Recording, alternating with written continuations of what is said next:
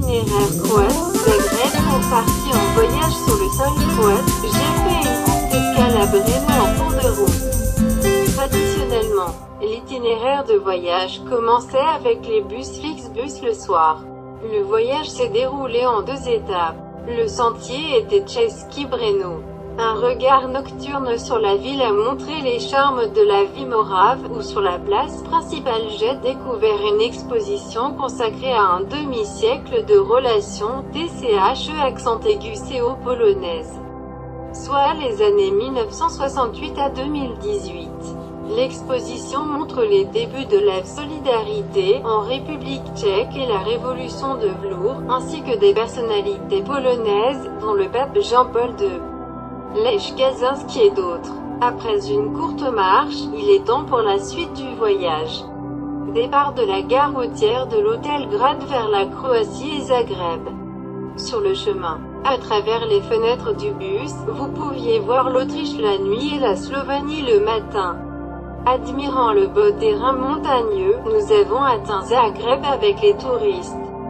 La terre croate nous a accueillis avec un temps ensoleillé. Il ne reste plus qu'à prendre un sac à dos et se diriger vers la vieille ville. Il est assez éloigné de la gare du centre. Il est donc préférable de prendre les transports en commun en bus 2.6 ou en tram jusqu'à la place inférieure de la statue et interdire la place Josip Jelačić TRG Ban Josip Jelačić.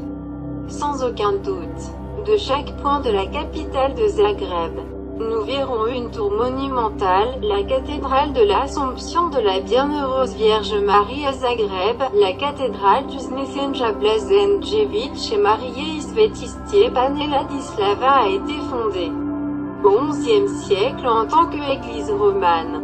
Après construction et reconstruction, elle acquiert le style néo-gothique.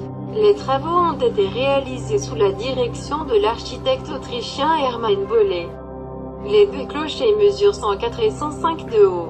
La cathédrale est située sur la rue Capitol, dans la partie haute de la ville.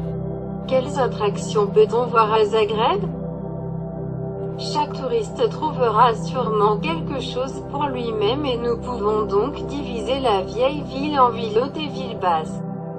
Gornji Grad, la ville haute, appelée Gradec, est le centre historique de Zagreb.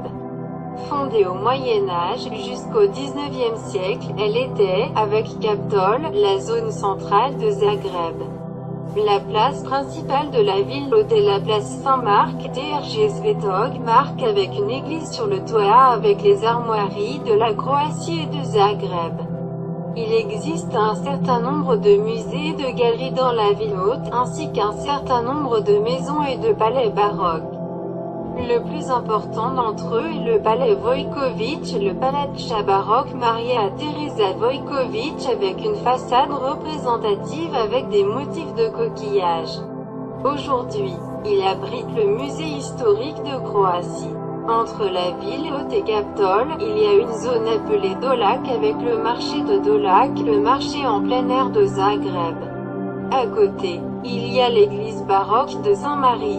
À l'ouest de l'église, il y a la rue Tkalčićeva, qui a été créée sur le site du ruisseau Medveska qui sépare Gradec et Capitol. Le ruisseau a été couvert dans la première moitié du XXe siècle et la rue, avec ses auberges, ses cafés, ses restaurants et ses boutiques, est aujourd'hui le centre de la vie printanière et nocturne de Zagreb. Un autre musée des relations brisées mérite qu'on s'y attarde. Ce n'est qu'une petite partie de l'itinéraire de voyage de la capitale de Zagreb.